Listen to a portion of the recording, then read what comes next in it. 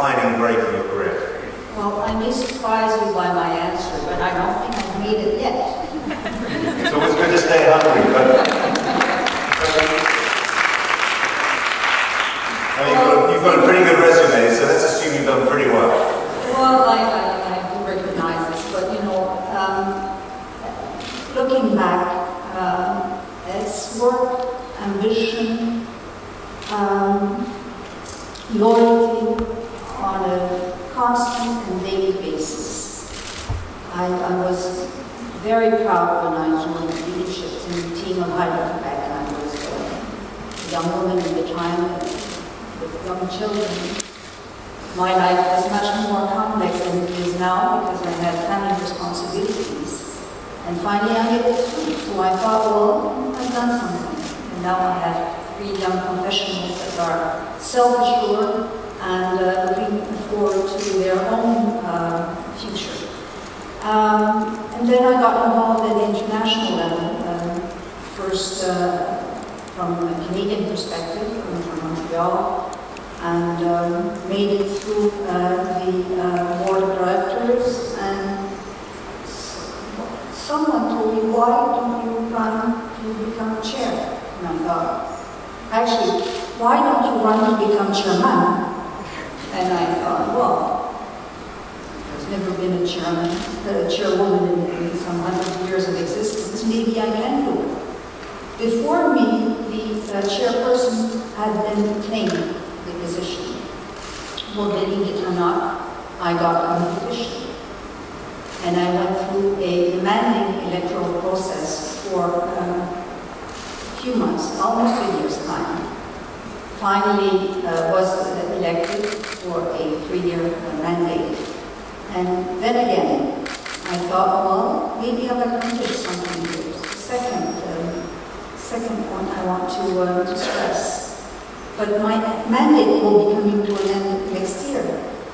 And I still have something to prove, so I'm wondering, and I'm actively thinking what my next step is.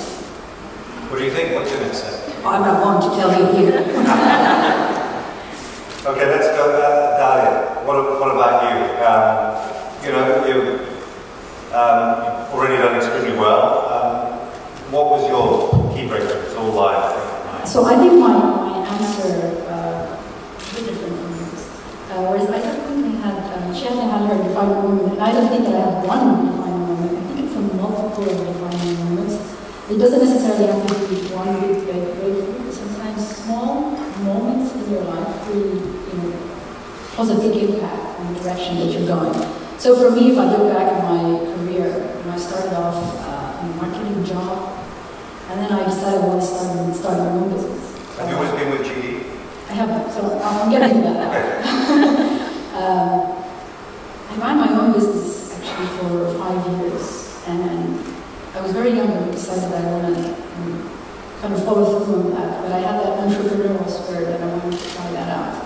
So I did that because it was a kind of a shift in my career. I did that for 5 years. And then I came to know about the Experience Commercial Leadership Program, which is one of many leadership programs within GE. We have several in the financial leadership program, communications leadership program, engineering program.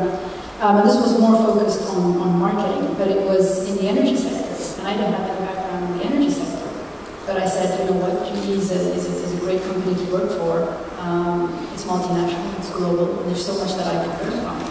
And many of my friends were asking me, why do you want to do that shift? People who go the other way, so move from the corporations to a business as opposed to the other way around. But I thought there's so much that you could learn from big corporations, which then you can take back into your own business if you decide to go back.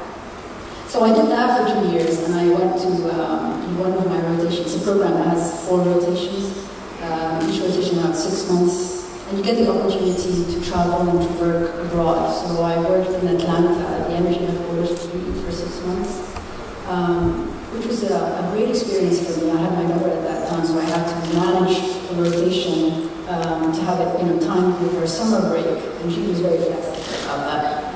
So going into an industry where I didn't really have much background, but I was still able to implement or make use of my marketing expertise and marketing skills and commercial skills within a different industry. So going back to the question how long I stayed in GE, once I joined the program, it was for 2 years, and another 4 years, so I'm around 6 to 7 years now in GE. But I think the key highlight is the adaptability to change and the hunger for change. And you actually look out for change. The hunger for change in your own career. In my own career. So you don't rest on your laurels. You don't take it for granted. You don't rest on your laurels that you're going to be. You don't wait for change. Push. Push yourself for change. You rock the boat. You're your own boat. But is that because people are not going to ask you? You're going to have to ask yourself. I think if you want to grow as a leader, you've got to look for change. Because change actually develops you as a character. And the more challenged you are, change is a disruption in your day-to-day routine. And that disruption and that change actually makes you grow as a leader. So I think for me, the defining moments are the moments of change. These are the moments that actually help me to grow as a leader. Well, thanks for that. Now, Fatima, what about you? Yeah, different than Dalia. Actually, my whole career is going around the energy. If I think of a point of change, it's different for me because when I started, it was my family, my friends, everybody made me feel that I have something to do. And they are expecting something different from me. And that environment, that positive environment, gave me the opportunity to succeed and to keep changing. My whole career is through the energy. I started in the planning of project of electricity project, in the ministry, in the field of electricity and water authority. And then it's time to change. So I thought of, okay, let me study financial management. So I studied MBA financial management. I thought that this is my next step in the same organization. And then I have another opportunity to change, to be in another sector within the energy, the business development, strategy setting, and by electricity and water authority, so I moved to by electricity and water authority. And changes there after participating in Dubai and different initiatives within the sustainability and the new vision of Dubai. We were preparing for the sustainability report. I got the offer to think of something to the federal level again. So I joined the Ministry of Energy as Assistant General Secretary for Electricity, Clean Energy, and Desalinated Water. And this is very long, and but it means a lot to me. Thinking of setting a strategy or leading the team that's setting the UAE energy strategy and UAE water strategy is something that I'm really proud of. But I think in the future we'll have another milestone. Right, now Michelle, what about you? Now you have a leadership position in the UN Foundation. What about your own personal story? What was the defining moment so far? I emphasize on everybody, defining moments so far, not because we've all got a lot of time ahead.